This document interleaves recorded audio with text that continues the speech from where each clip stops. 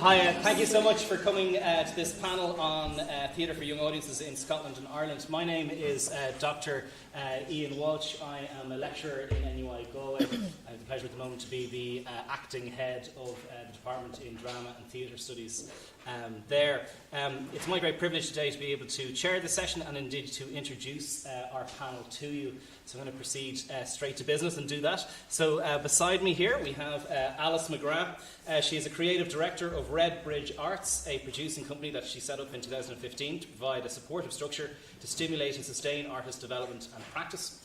Alice and the Red Bridge Arts team work with artists and arts organisations in the development, creation and presentation of theatre, dance and artistic projects for young and intergenerational audiences.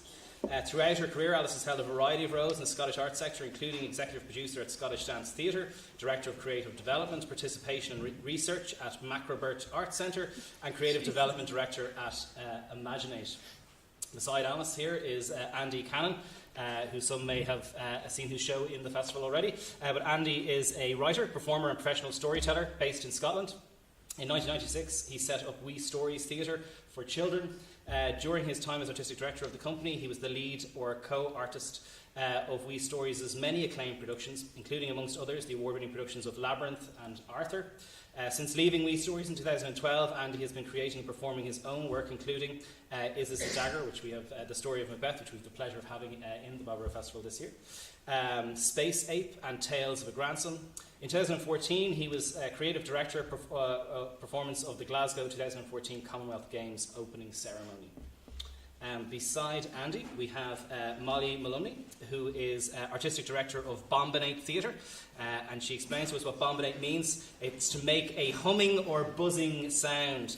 We encourage children, this is Mollie speaking, to make noise, to get creative, not me, to make noise, to get creative, and indeed to stay on their own buzz. It's a great word. Bombinate's first show, Halflight, was winner of the first Fortnight Award at Dublin Fringe in 2016. It's part of the festival again this year here in Baboró, and the play has since been published and has toured nationally. Bombinate's other work for young audiences include Susie and the Story Shredder and Luna. Developed as part of Baboró's Grow Pathways to Productions, Mollie is supported by the Artist Office at Fringe Lab Initiative this year, 2018 to 2019. Credits as Assistant Director include Peep for Beauties and The Snapper for the Gate Theatre. Beside Mollie, we have Fiona, apologies Fiona, Ferguson, who is Creative Development Director of Imaginate. She originally trained as a flautist, graduating with a Master's in Performance from the Royal Conservatoire of Scotland in 2001. You didn't bring it with you today, no? The flute, no? Maybe for the wine reception afterwards. Fiona has worked as a cultural coordinator, arts development officer, and indeed venue programmer. Her current role includes initiating and managing projects for artists, schools, and communities, mentoring and devising a year-round programme of artist development opportunities, indeed curating platforms for artists including works in progress and indeed scratch events. Fiona is currently on the International Advisory Panel for Explore Dance, a German dance network for young audiences run by, and this is where I make all crimes against the German language, Fabrik Potsdam, Focus Tanz und Schule wie Munich and K3. It's Tanzplan Hamburg. There we go, just about got it. Thank you. And last but not least, we have Marc who is Executive Artistic Director of Branar Theatre de Pháistí, which he founded in 2001. Branar has developed and presented 18 productions and workshops with thousands of children throughout Ireland. Branar not only tours productions in schools, venues and at festivals throughout Ireland, but also tours internationally on 3 continents. Marc founded and runs Branar's Grinch Theatre Resource Sharing Scheme and the Tiny Shows Weekends, which facilitate artists to explore the development of new performances for children. Marc was theatre artist in residence in Mary Immaculate College of Education in Limerick, and formerly a board member at Theatre for Young Audiences Ireland, Macnas and Untaifearc. Prior to setting up Branar, Marc taught at primary and second level for some years, and he's also a regular guest lecturer at St Pat's College Drumcondra and indeed Mary I as well in Limerick, and he holds an MA in Gaeilge and a HDiP in education. So I want to begin our discussion by looking at, it's very important to get the academic qualifications in there. It keeps me in a job, so I'm going to mention it.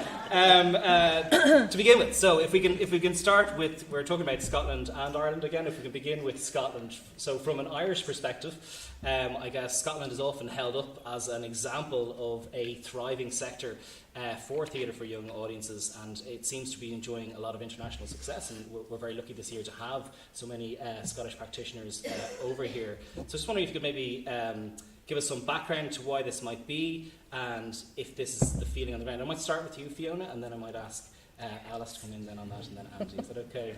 So, yeah. I suppose the history has got a lot to do with Imaginate and the festival, which will be 30 years old next year, Edinburgh International Children's Festival.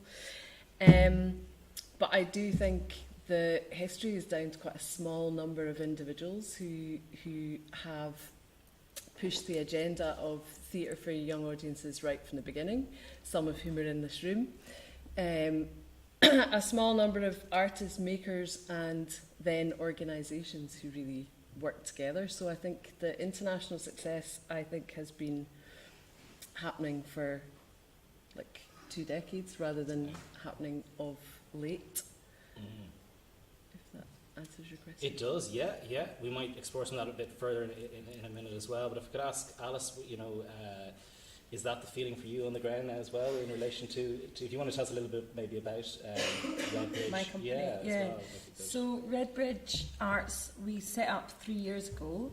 And when I say we, it was me in my shed in my garden, originally as a producer-led organisation. So I suppose that's a different model to a lot of the other companies like Catherine Wales and Visible Fictions and Wee Stories, who were the kind of forefathers of Scottish children's theatre world. And they are the ones who have really kind of pioneered that success in the international circuit. And that's Dougie Irvin, Joe Robertson, Andy Manley, Andy Cannon, and Shona Repa, who was underneath that banner of Catherine Wales produced on her behalf.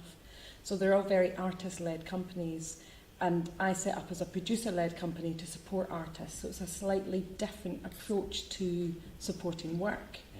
And I was already working with Andy when I was at McGrath, and we'd started to collaborate on a couple of things. And also the other Andy. I work with Andys, and sometimes a Shandy, who's Shona. And so Redbridge Arts has only been running for 3 years, but I've been really lucky to work with some of the most experienced artists in Scotland. And their work is, they're hits, they make hits.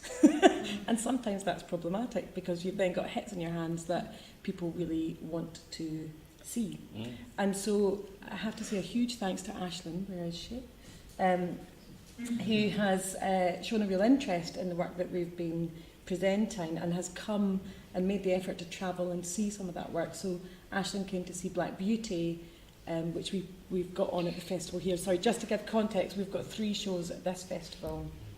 Andy's Is This a Dagger, the story of Macbeth, which finished today in this beautiful theatre. Black Beauty that's on at the Town Hall, which was originally created by Andy and Shona, and now stars Paul and John, 2 Irish lads. And that's on at the Town Hall all weekend, don't miss it. And Nightlight, which is a co-production with Andy Manley and a Danish company called Theatre Reflection, and it's on all weekend over at the university. So just to give that context of why we're here.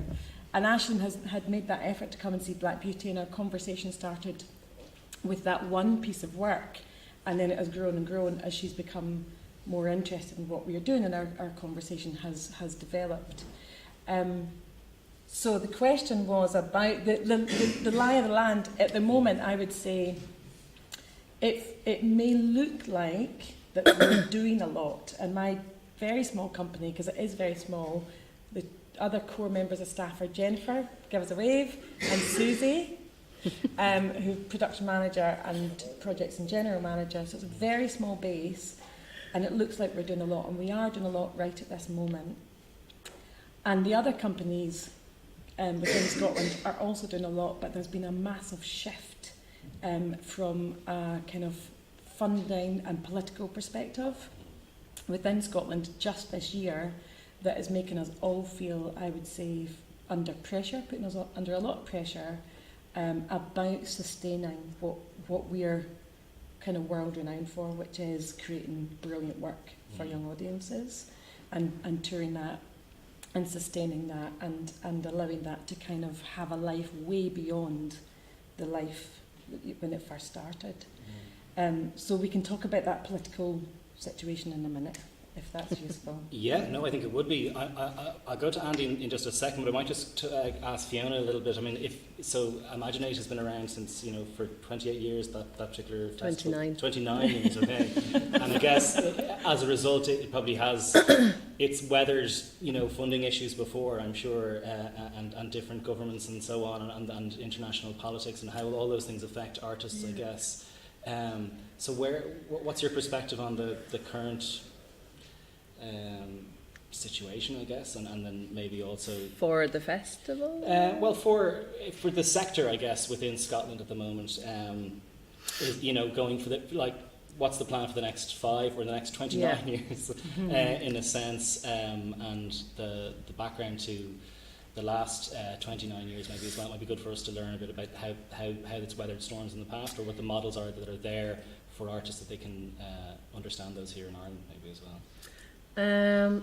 I mean, thinking forward, we have I think a sector major question is what are the pathways for next generations of artists to come through, because the artists who are touring internationally, a huge percentage of them have been making work for some time, and how we can support artists to get their work out. So again, it looks really busy from the outside, and that's because it is. There is a lot of international touring happening. We've got companies all over the world at the moment, but actually they're quite a small percentage of the artists in Scotland who make work for children. So looking forward, the dream scenario would be not only more people, but a kind of wider range of people who are all able to sustain a career. Even those artists who we have mentioned, that does not mean they're sustaining a career. So I think that's also something we should get into, the difference between how it looks from the outside and how it is for the people in. I think because I was thinking on the flight as my brain was attempting to wake up this morning, how I feel about talking about the sector thriving, because I think we see both the thriving parts and the not so thriving parts in the jobs that we do. But I came to the conclusion that it's all relative. With Imaginate, we're very blessed to be able to do projects with other countries. And what I'm constantly reminded of is success is always relative. So I think we compare it to what's happened in Scotland, but we also compare it to what's happening in other countries. Brilliant, yeah. I'm kind of oddly reminded of, I think when Brian Friel won the Tony Award, he said that, he quoted Graham Greene, was it, when he said success is only the postponement of failure, at some level as well. He's being very upbeat about his Tony Award that day. But yeah. Also, I think you were sort of referring to that. I feel like there's a lot of pressure on the companies that make the hits and who are seen as being part of the thriving sector in Scotland. It's a huge amount of pressure. So actually, does that take away their ability to play? Because if it's all about success, then whereas that is a different the development where you can be allowed to fail actually in some ways as well. Yeah. Well, yeah. Andy, maybe you could talk to us a little bit about from the practitioner point of view, I guess, in relation to some of these debates as well, and how your story a little bit. I think over the years, there's another in Scotland. We've been very fortunate that our national press has taken the work really seriously, and a lot of that does go down to Imaginate, and I'm going to say his name, Tony, for inviting such excellent international companies from outside of Scotland to the children's festivals. So therefore, our press got educated in this whole work as being a valuable work. And so we're very fortunate that the press take it very seriously. And by that, it's not that they just give us good reviews. They do sometimes, but they'll also give us really bad reviews. And they'll hold us up to be exactly, to be judged. And certainly when I've been touring down in England, it's the one thing that lots of English companies are really jealous of, is that the press won't come and see them. Yeah. And when I was doing a show in Coventry, I remember going to the opening night of RSC's, it was Sleeping Beauty, I think it was, no, Beauty and the Beast. And the director of Warwick Arts Centre, I went with him, and he just pointed to all the journalists that had come up from London, and he said, and they'll bugger off tomorrow morning. They're not interested in anything else, and other people have said that. So I think the press has helped. And actually, when we had the whole nonsense that happened this year with the funding... We've not talked about that in detail yet, but some of you might know it. I'm being completely, obviously, objective about it, but after the nonsense that happened, it was the press that really... we're asking questions and saying, what is this nonsense? That there's world-renowned work created in Scotland, coming to Scotland and all the rest. So that's been really good. And I know for myself that, and it's not to say in Scotland we still do suffer, I don't know if it's as bad now, but certainly when I was at Wee Stories, we still had agents telling actors not to do too much children's theatre work because that's what they'd be seen as. So I'm not saying that kind of stuff doesn't happen, but... if you've done a show with Catherine Wheels or whatever, actors speak to their peers and go, that's really good, I've worked with this. The companies are seen within the acting community as being, on a par and actually doing really good work and work that should be seen and all the rest. And that's touring internationally, which often the work for adults is not going anywhere. And the thing as well, though, and this is... again, something that we've all talked a lot about in Scotland, though, is you can get actors to come, you can get the press to come and all the rest, but sometimes trying to get another director to come and see work for children and young people can be a real challenge still. They might be very supportive of it, but actually saying, how about you come and see this? That can still happen. So it's not...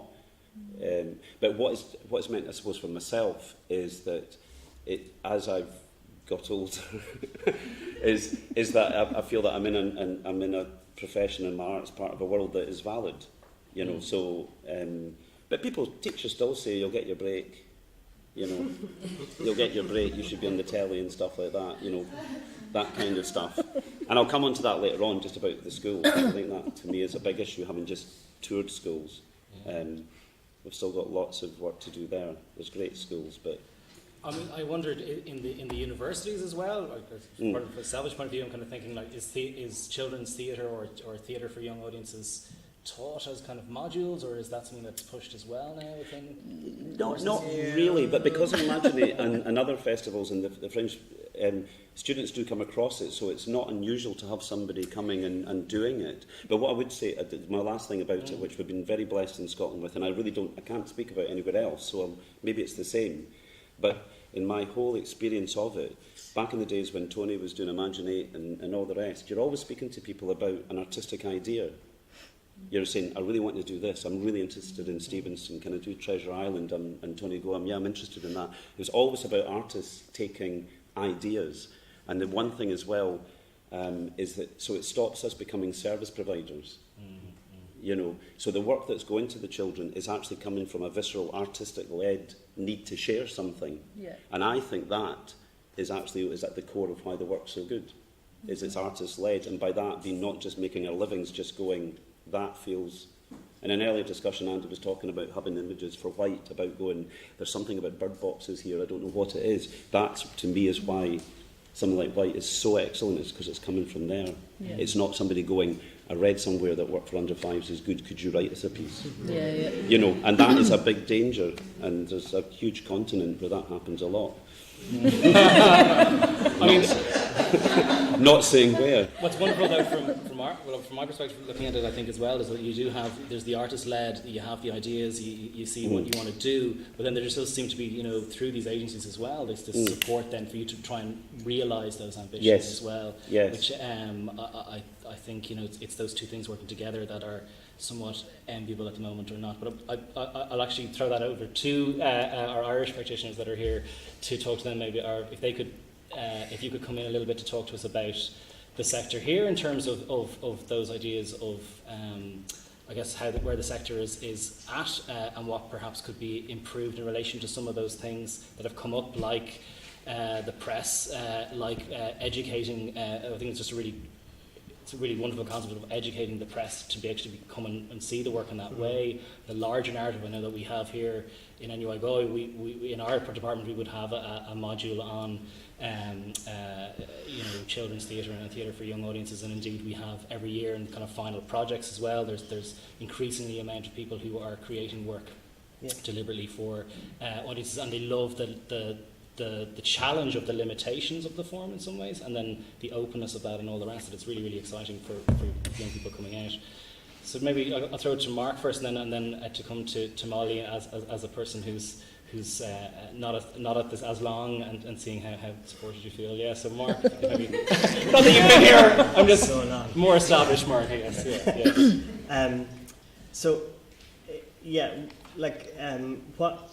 When I look at Scotland compared to what we have here, and we've done a co-production with Starcatchers, so we got to work within the Scottish kind of world as well.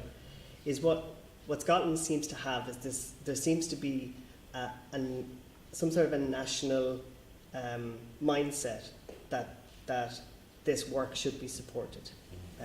So you have national organisations. So like you have Imaginate, which is a national organisation.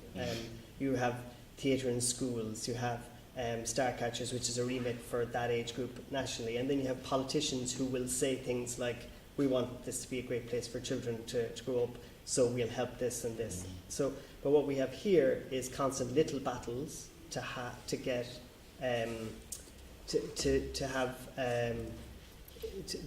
get work made. So we have a really strong sector, I think, at the moment. There's quite a lot of people making work.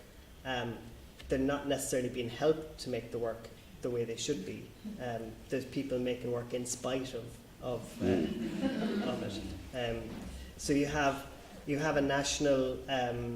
We have a funding system now where there's no way in really for young artists. There's one way in. There's one door a year, which is a project grant. You have ways in through theatre bursary, where people end up making work when they should be developing their practice. You have a touring grant where people get touring funding to tour a show that hasn't been made, or they'll make it on the touring grant.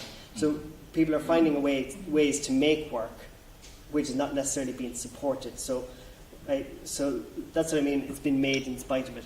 And then we have organisations who are working really hard for years to make work themselves, but also because it's such I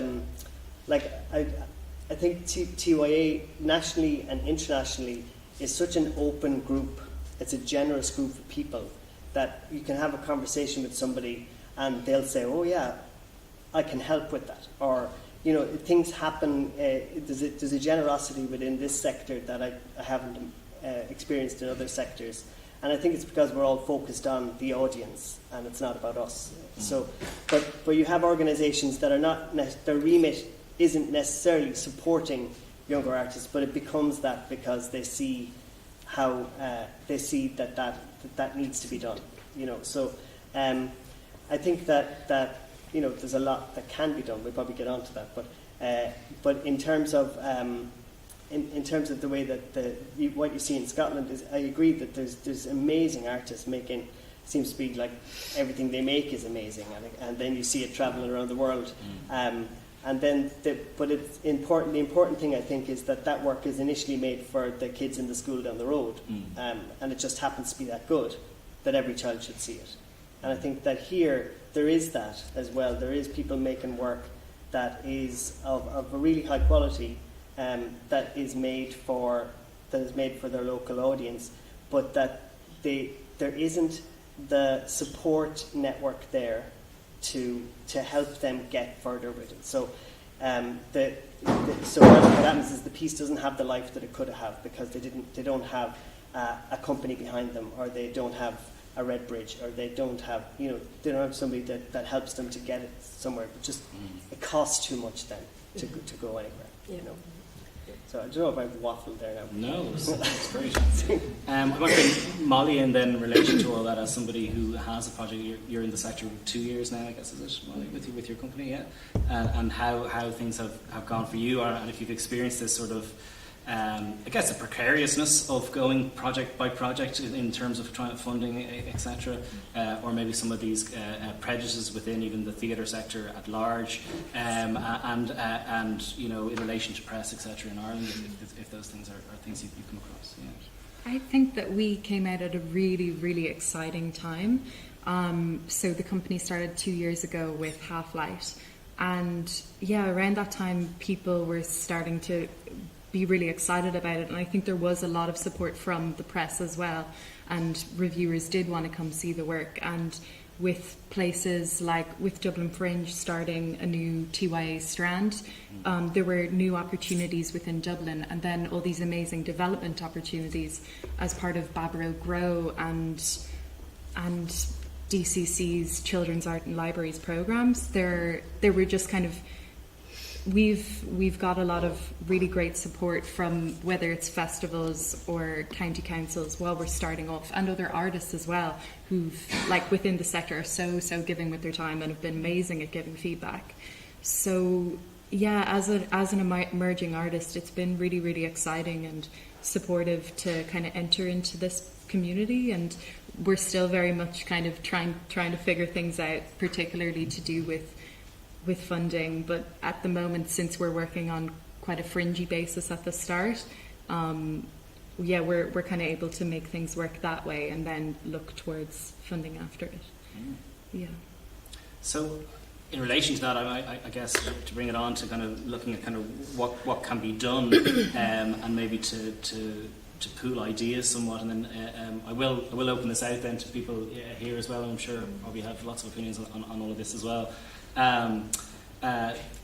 Making things sustainable, which we've already kind of looked at, and particularly that kind of supporting new artists and bringing them forward, or even established artists to make it that they can keep going, essentially, as well. What are the kind of initiatives that have been successful in Scotland, do you think, or that are working, or that there could be more of? And that could we perhaps take from those, or it was great to hear, Mollie, that you feel so supported, and that we have got these initiatives, and indeed we're sitting as part of this wonderful festival, I guess, which is a testament to how well the sector is doing in Ireland, and to the energies of a lot of people in this room. That success is due to a lot of those energies. But I guess that kind of sense of development, I guess, and keeping things going. I'll maybe go to you first, Fiona.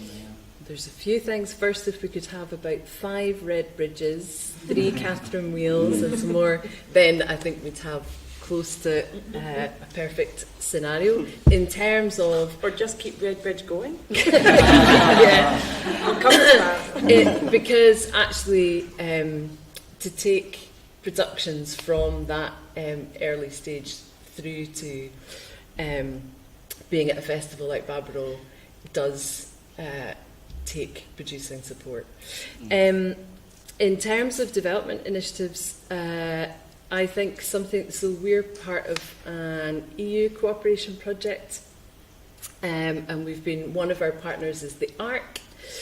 I've noticed the high numbers of artists who haven't had that type of international experience before, whether that's seeing work. So seeing work as a delegate, not seeing work because your show is at a festival, or seeing work because your local venue has one show that season, but actually being a delegate and seeing 14 shows over a weekend, alongside the programmers and the venues and we noticed the impact of that for artists, because those of us who are privileged to travel to festivals like this one and other ones around the world, we kind of get to see, oh, there's a kind of context. I can see the type of work that's being made in Denmark or in Thailand, and I can kind of see what the reasons are. But artists tend to be much more isolated in their country, and especially when you come from a small country that's an island, I've noticed that's quite an extra barrier. So seeing work and being able to feel part of a bigger community actually than the one that is just in your country, I think that's really vital. Otherwise, we're all kind of operating in quite a small pot of what we are inspired by, who we're inspired to work with, and the contacts that we can make. So I definitely think, I don't know the funding scenario here as well, but I know that artists have before applied for funding here to come and visit our festival and to take part in some of our development projects. So I think that's a key thing, and I think Imaginate was doing that right from an early stage when Alice was doing my role of taking groups to see work at international festival.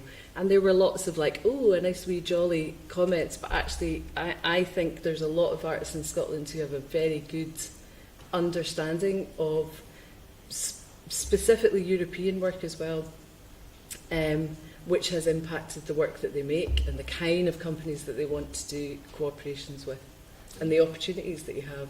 Shouldn't just be people like us getting to do that.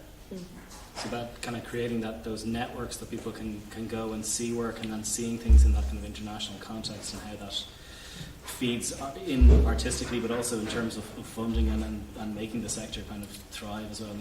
Yeah. We have a go and see fund for artists in Scotland, so they can see. It started off, let's make it possible for artists to see work at our own festival, because that is, you know, £12 a ticket plus your travel and everything else. And actually we then have just kept it open until the pot runs out, and so far pot's actually got smaller and it's still not run out. Is to find funding or organisations to do it is much better than artists having to apply individually. But seeing work for sure, and I think no matter what level you're at in your career, seeing work is key.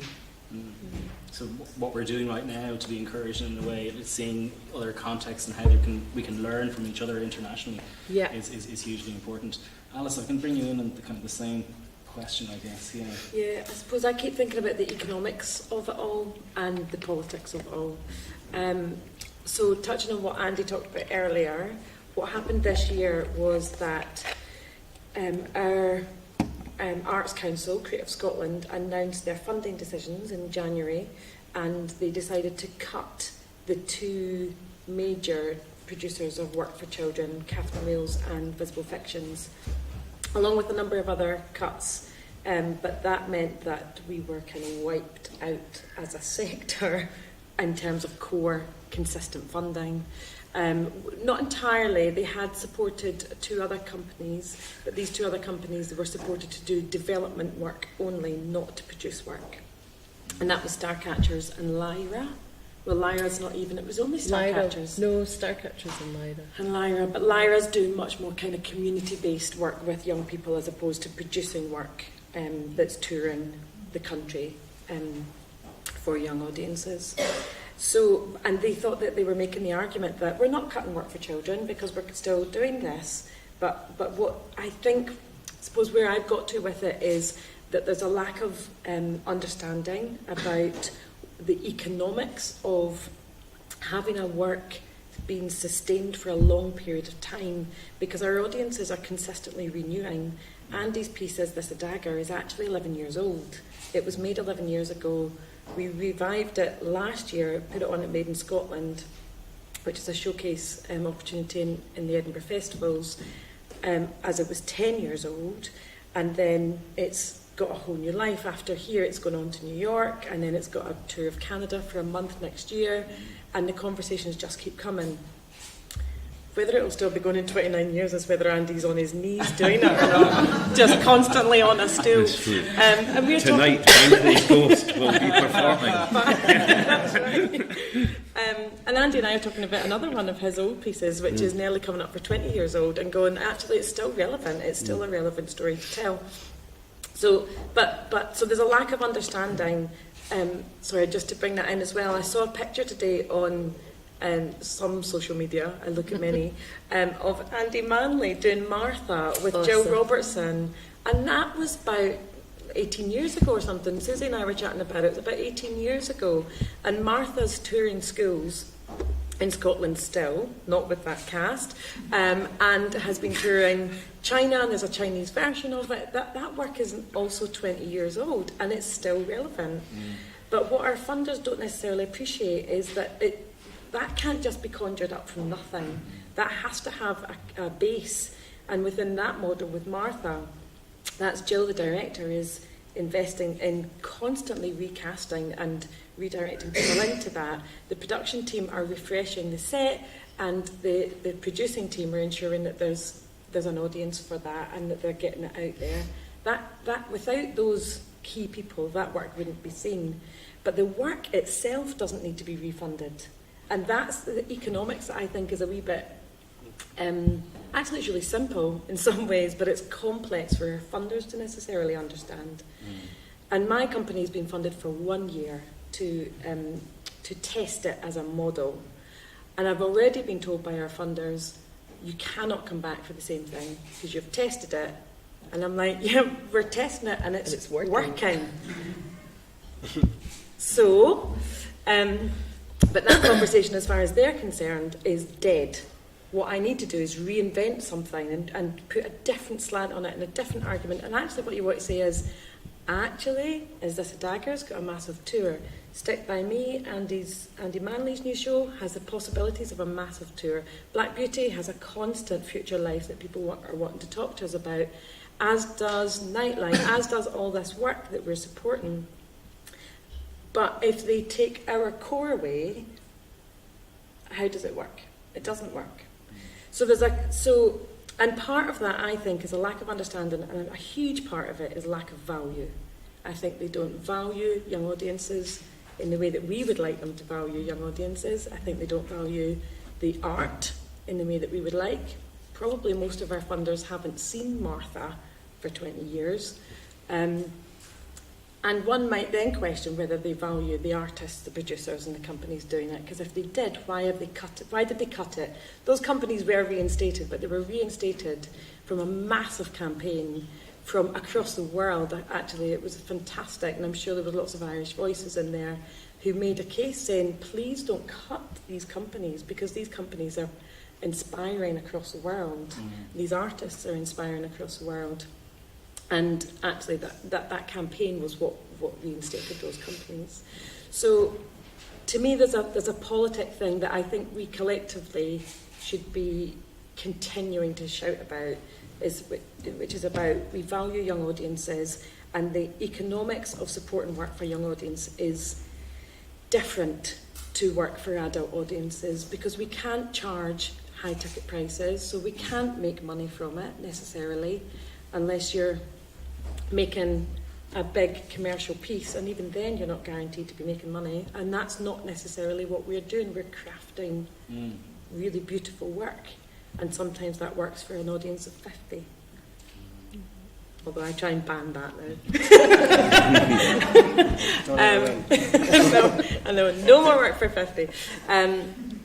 So I think we need to be kind of educating our funders. And they should know better, but they don't seem to. They seem to be a bit like that on it. There we go, rant. Well, it's the same. It's the same rant. Yeah. You know, it seems to be the same rant here, but I suppose it's that. It's the what is value. Like, do you value it like a car, or do you value it like a friend? It's like, this is the the work is. It's a special type of work. It's a specialism, I suppose. And it can't make money. It won't make money ever. And I don't know how. Sometimes they're kind of going, so what about looking for sponsorship? And you go, that doesn't work either. But So there is that kind of a need to shift it. Like I remember being over at Imaginate with a show and getting reviews in paper. I was like, oh, it's amazing. Somebody came and wrote a review, like, and even the puppet, Joyce McMillan gave the puppet Performer of the Week. All these actors kind of know what I do. Yeah. But it was amazing to see children's work in a national paper, and like here we have a problem with that because people that review stuff think that they have to bring a child with them and talk through the child about it. And I'd kind of go, oh, I didn't know about it, but my 9-year-old friend seemed to like it. So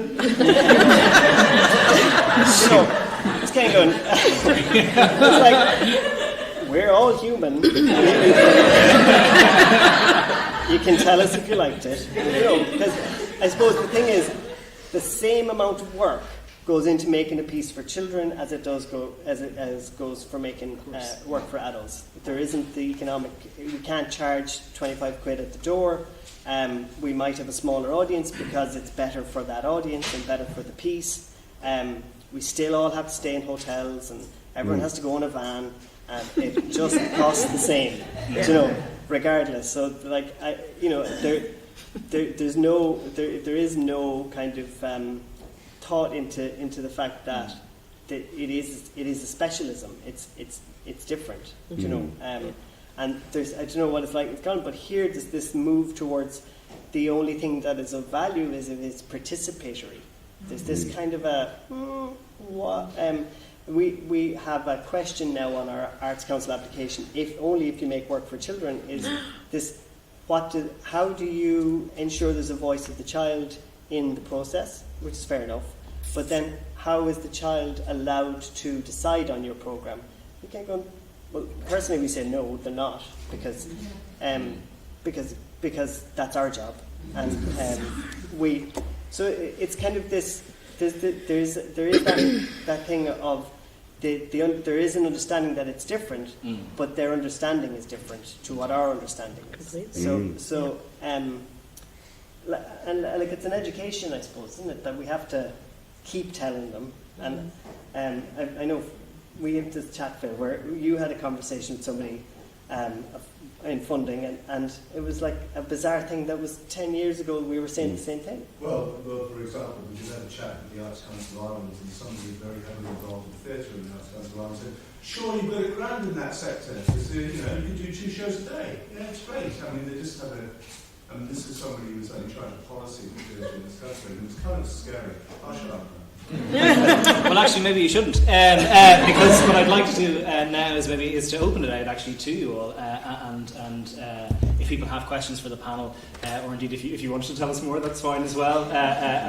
Sadly, that doesn't surprise me about some of these policymakers, what you said. So I will open it out for questions. So does anyone have a question for the panel? Is that a company decision, or is that because the funding might not be there to revive old work? Is the funding just there to create new work? And is that something that might help, because obviously that might help the company's reputation as well? So at the moment we're in this weird place where we don't know whether we're going to be allowed to become a strategic organisation, which means that we would, for the first time in 17 years, have core funding. So up until then, it's been making sure that we're selling stuff, like a shop, we're selling stuff to make sure that we paid the wages. But in that old form, and it's a lot, I think it's the case for anyone who's making work, new work, that's not a strategic funded organisation. It's that constant pressure to come up with something new, come up with something new, come up with something new. And in a few years' time, you might be able to see about reviving something, but it can't be within the memory of the person who's reading the application. But if something like so the only way that we can keep a show on the road is if it has either a touring grant the following year for Ireland, or else if it has the chance of having an international life, and like that, then we, unfortunately, what happens is it becomes expensive for the people who are bringing the show, because if you're not funded at home to run the office and do all, like, it takes a couple of months before you get a show actually to where it's going to go.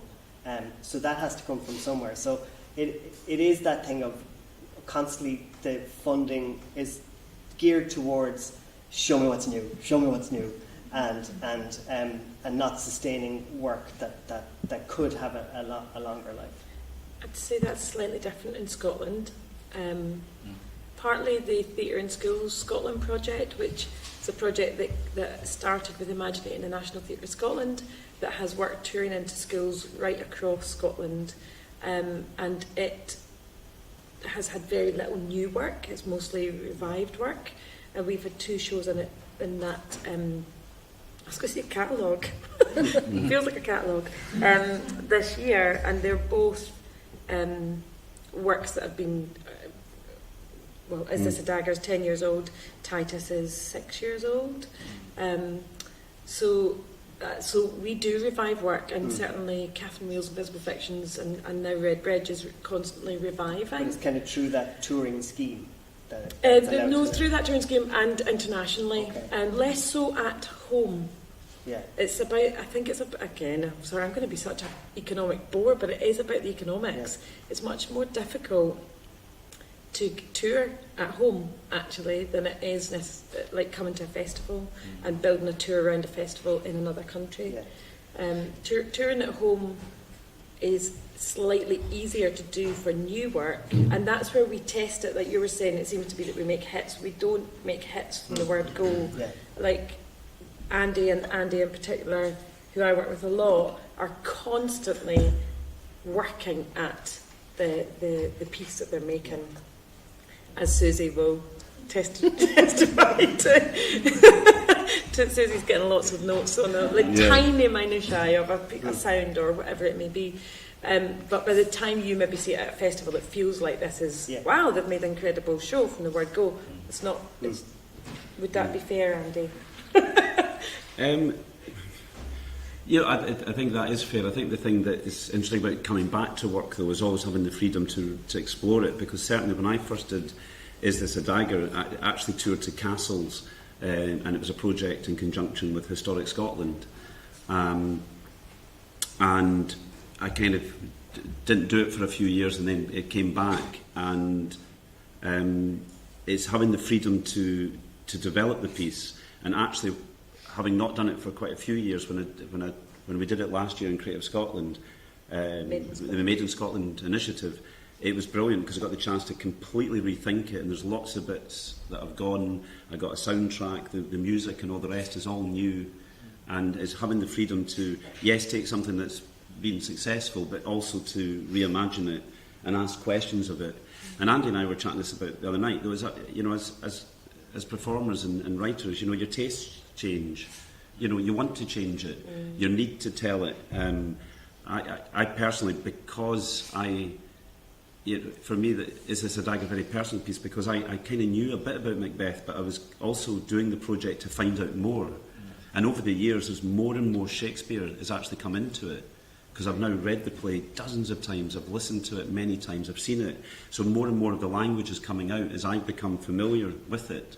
So the first one didn't have nearly as many quotes from the actual play in it, but now I feel I kind of own them, and I want to share that language without telling the children that it's complicated. They just hear words that they make sense of, and they don't know it's Shakespeare, which is something very, matters a lot to me, actually, how we don't put any barriers up with children, particularly when it comes to classic and art. We just share it with them, and they can get it. But then there's also those pieces, and having the chance to explore and redo it. But there was something that you mentioned there as well, is that not only can we not charge a lot for tickets, and I'm delighted in that. I'm an unconstituted old lefty, I have to say. If I could get away, it would be free, because we're sharing. So, but the practicality of that does mean that the ticket sales, the money you get from tickets, there is also this, not that you could charge a lot anyway, but there's also this pressure from funders that you can do Christmas runs throughout the year. So it's not, that is a kind of that is definitely, I find, a pressure. And I'll be really honest, it's something I'm working on, really interested in as I get older, because I was 55 last month, and knocking them out is getting harder. I make no... But equally, I also want to be able to really enjoy what I'm doing. And if you've ever seen me do a Q&A, Susie will tell you, sometimes the Q&As can go on longer than the show, because... That's Avalon. Yeah, and Avalon, yeah, because if the children start asking me about the history of it and all the rest, it's brilliant that they've got so excited by Macbeth. And there was a wee boy in one of the shows, somebody just said, we're talking about Macbeth, we're talking about Shakespeare, we're talking about this stuff, and the wee boy went, how old's Aberdeen? And I went, I think 800 years. Come back to you on that one, though. You know, but for me that was just delightful that he really responded to this whole talk of history and how it's all relevant and stuff. And as I say, for me personally, to do the work, I think it's really important that we're not packing vans, knocking it out, doing it. That if we are touring and we are meeting people, we're communicating with them, and we're there for them, and to be able to give that as much time as possible. A deeper and a richer kind of experience than simply cranking something out, which is kind of a mass-produced model almost. That needs to be supported. Yes, and that's one thing I just wanted to bring. If I was sitting in the audience, I'd want to bring from my experience of having toured to schools, and this is where in Scotland, you know, like anywhere, having just toured to schools, all I wanted was an hour of interrupted time. And our biggest challenge throughout the whole tour was disruptive adults. Right across the board. And I was just going, you know, at times just really losing it, you know. And Susie will tell you about some of the ones that we did where there was just, it was like Stomp, we're doing a percussion workshop. Throughout it all, it was absolutely crazy. But what happens, we've got, and it's great, and these people need a break, but we've got classroom assistants. And what happens is, because they're classroom assistants, they also supervise playtime. Okay? So that means that their breaks aren't with the bells. So they were swapping staff halfway through the show. So you've got bells going off, staff coming in, and all the rest, and the notes to teachers. And I really am not making it up. Macduff had arrived for the final scene, and a teacher came in and started speaking to a teacher with a note who was sitting in the front row. And you're just sitting there, and you're covered in sweat. The kids are all sitting there going, what's going to happen, what's going to happen, what's going to happen? I don't know what's going to happen, but you're going to the zoo tomorrow, apparently, or something. Where was I? Oh, yeah, thanks. And it's that kind of thing, and that's where we really do need to educate the educators and the funders about the quality of the work.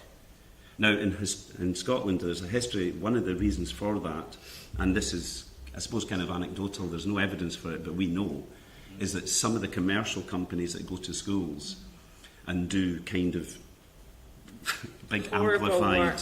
It'd be nice to think of their shows had 3 dimensions. You know, it's like just these blasting out shows has created a culture where the teachers don't expect the work to be anything that can't be performed to 300 people, and the teachers can just mark through and ignore. You know, so that I do know that is a hurdle that we are working towards, you know, getting over. But that's my kind of hobby horse at the moment, is how do we educate the schools to create the theatrical experience. And it's why I love being in places like this and seeing children having the excitement of coming to a theatre, and particularly a theatre like this, which is not what they'd immediately think of what a theatre is. So hopefully I did a good job, but they're going away with such amazing possibilities of being in this really cool, interesting place. You know, so I think that's a really important part of the experience for them. That's great. Well, it was just to show what's happened to our audiences. Yeah. To, what's happened in that time period. Well, I have to. It's interesting to say that because when I was here with Labyrinth, the first time it was actually, it was the Emperor's New Kilt was in the black box. Oh, right. Yeah, which was mental. Yeah. It was good, but the whole place was like, you know, felt like a big rock gig. And then there was this audience. You know, it was quite. It was a great venue. But then when we came back with Labyrinth, the one thing I've really noticed this week is, apart from a couple of kids, I really felt the focus of the audience was a lot stronger before. The thing that's always been lovely about playing Galway, and I remember in Limerick as well, was the children would talk about the show as they watched it. There was just like no eternal monologue. But they weren't talking about other things, they were talking about what was happening. And actually this morning, there was 2 wee girls over there who were so distracted by the shadows, they just had to talk about them. And that took me back. But the other thing I've not noticed, and tell me if this has changed, but certainly when Dave and I were here, there seemed to be a lot more schools for boys and for girls. And we've not had that this week. So when I remember, that was the thing I remember the most, was the kids would come in, and if they were anywhere around 10, 11, 12 years old, and suddenly they just saw, others, it was just like, and it's like, yeah, do whatever you want, guys, it's fine, this is... But fortunately with Labyrinth, it was quite a kind of, it's a show that takes on the audience, so we could bring that into it and all the rest. But that, I suppose that's the 2 main... And the kids doing Bubble Bubble, Toil and Trouble? Yeah. That was amazing. Yeah, that was amazing. I started doing the fillet of a Fenny Snake speech that's in it. And I'd got them to do the Hubble Bubble and all the rest, but they started joining in. And it was brilliant, because it was like hearing the prayer in Mass, and they knew it. But we were conjuring up spirits, it was good.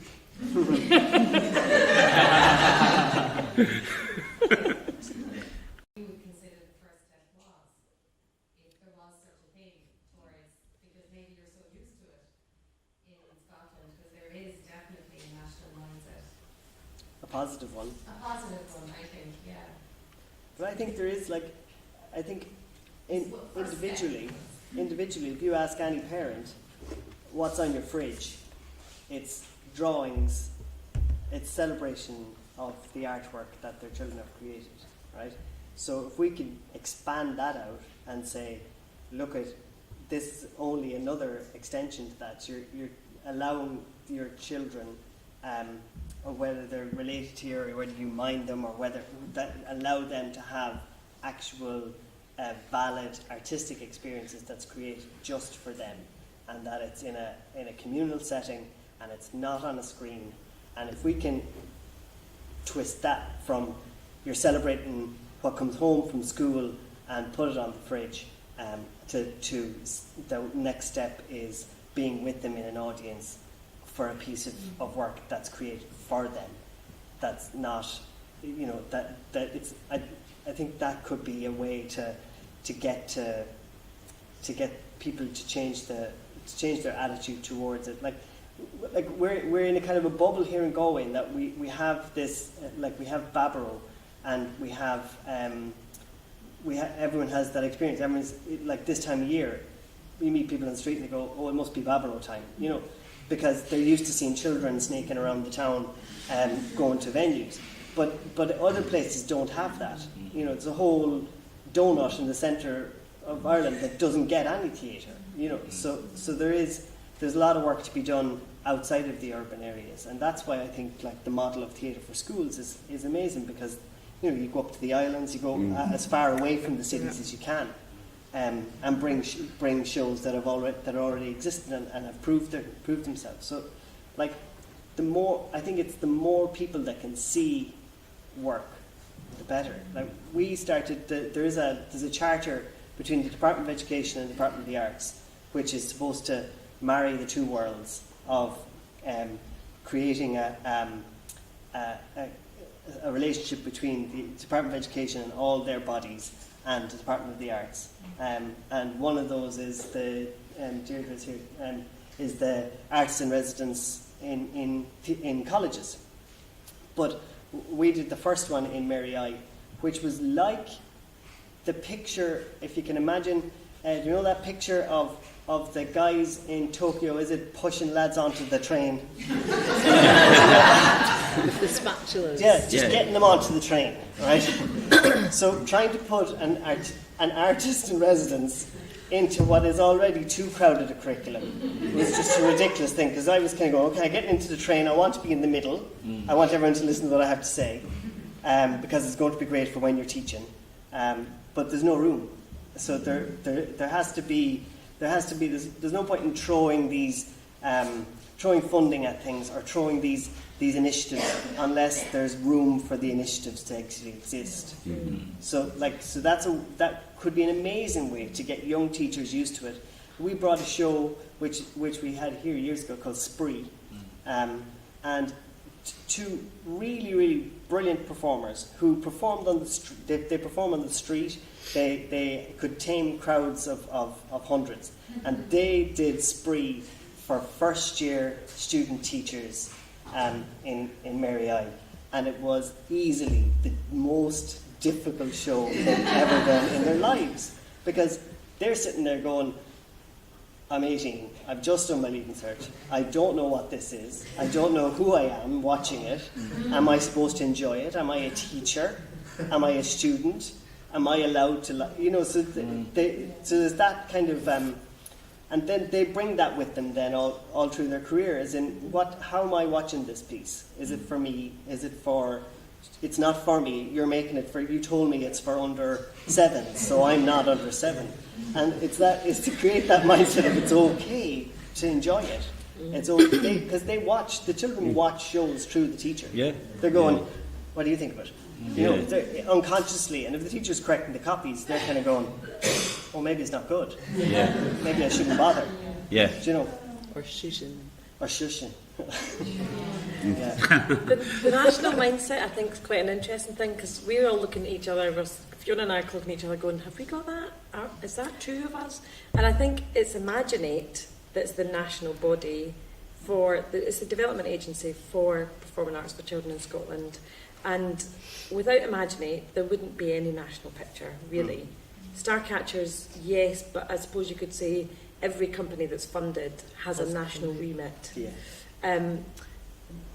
What I would say is that on the back of the kind of crisis that we hit in January, because the ripple effect of those two companies being cut is quite phenomenal, because it does communicate something about value, is that we've all started to gather together again as a sector, and it's given us a kind of focus for what do we need to do to get our funders and our community to really get behind us again and rally behind us and be with us on this. And we decided, probably foolishly, to try and do what they would do. This was my stupid idea, and people eventually went, yeah, let's try that. And it's stupid. But anyway, what we're trying to do is we try to get Creative Scotland to support our review of performing arts for children in Scotland, because they do reviews and then they do what they've said the review says they should do. This is what they've done with touring, this is what they've done with dance, this is what they've done with various things. So we went, well, treat us like a sector, treat us like a proper sector, not just a wee bit of theatre, and do a review. So look back on what's worked well and look forward for the next 30 years what we could be doing and putting in place. And they went, oh, that sounds brilliant, yeah, that's great, that's fantastic, yeah, great. We've no money to do it, you'll have to apply for funding. Funding to get a review. Funding to get a review is what they've told us. So then they put us in a total dilemma where you go, well, that could be good, but if we've asked to fund that means somebody's project's not getting funded. So we're now hands tied going, they think it's brilliant, we think it could actually unlock something. It won't unlock something if they're not involved. So we're back to the drawing board. So if you have any bright ideas, and I think I should say as well that I keep banging on about Celtic connections. I think there's a real affiliation between Scotland and Ireland, and I think it would be really lovely to explore what can we be doing together to help strengthen what we do and advocate for the value in what we do. I mean, what was that? I think on that. Oh, the B word. What was the B word? Oh. The F word. Well, exactly. On the radio, though, today that whatever the Enterprise Board from Scotland actually went over to Donegal to drum up business between the two. So that was in my mind when you were here now. So that's that and saying all the more reason to do it. Well, we might finish our panel there. I guess rather than Brexit ending the conversation, I think that we should think about that actually to dwell on that note of collaboration. I think which is something that this has brought forward. Could I say one really tricky thing? Yeah. Is just to plug something, because we have got funding to do a second EU project. It's really unimaginatively gone from push to push plus. And the reason I'm plugging it is because there's a call out open just now for artists based in Ireland to apply. I have some brochures with me. If you're a maker and you want to know more about it at any stage of your career, your applications will go through the ARC, but we have 3 places to come to Edinburgh in January and spend a lot of time working with artists based in Scotland, Ireland, Belgium, Denmark, Norway. So come talk to me. I think Let's ask a question before. Where did that Zap thing come from? Now you're going to bring in our next. Yeah. So yeah. And thank you all very much. Just something else to mention. I think it was really interesting talking about getting out and seeing work, and I think that's so important. And particularly, because we can all get really siloed, but of course funding is always a problem there as well. But I would encourage artists to,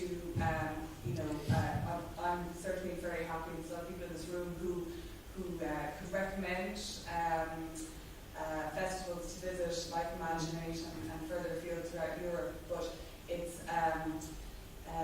unfortunately Baboró doesn't have the funding necessary to support people to travel at the moment. But there is the Arts Council Training Award, and I think it would be great to begin a kind of almost a habit of us starting to get out and like I travel, Evelyn travels, certainly Lally has travelled extensively, Fiona, who kind of know the scene, and they actually be going to the same festivals, very happy to make introductions and things like that. We're quite close.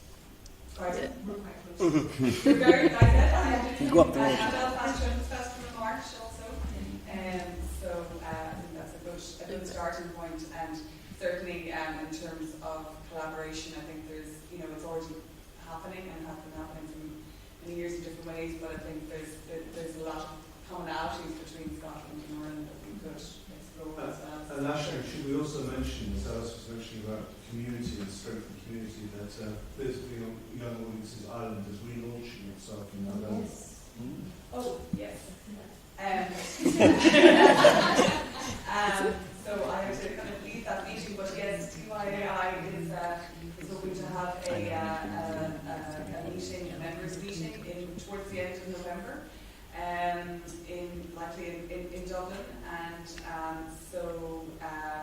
we will be trying to get the word out, I suppose, and we're looking for new members to join the organisation, and there'll also be an information event about opportunities with travelling potentially to iPay, supported by Culture Ireland. So they can go on the website.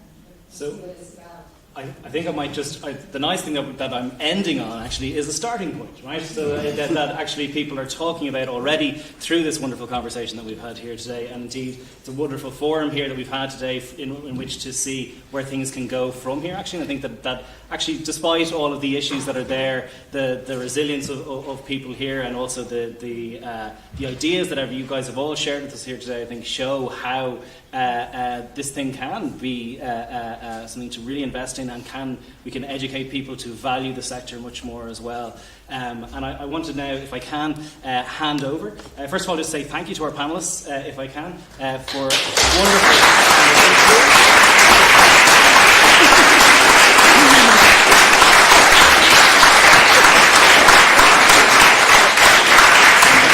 With that spirit of collaboration, and indeed with that spirit of the fact that there is new initiatives out there are calls for things as well, I'd like us to introduce to you now Caroline Walker, Caroline, from the Scottish Government, who wants to say a few words to us on all of this as well. Thank you very much. I'm not sure why I have to stand and reveal.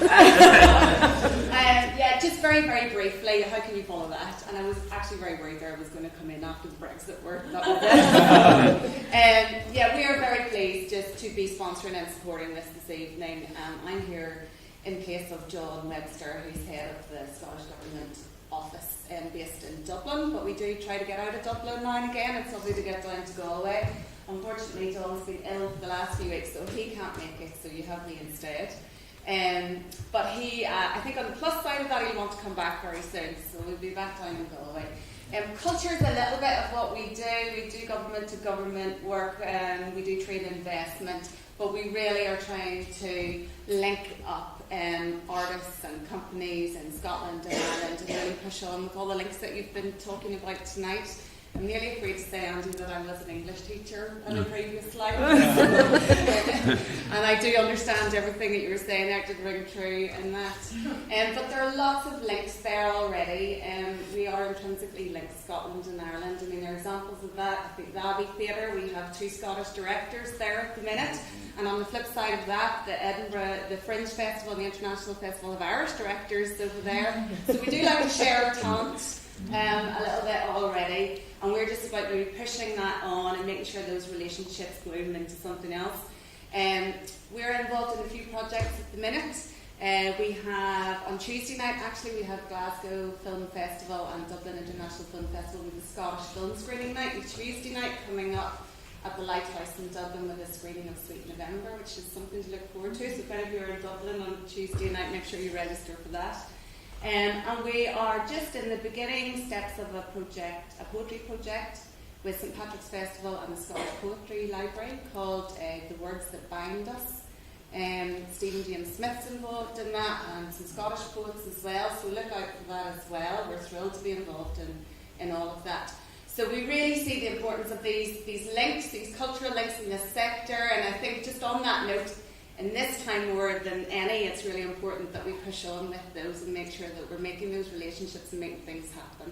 So thank you very much to the panel again, and enjoy the rest of your evening. And can we say a massive thank you to Caroline, who has been a huge support in really truly supporting this event, and the lovely wine and nibbles that you're now going to enjoy. So thank you, Caroline.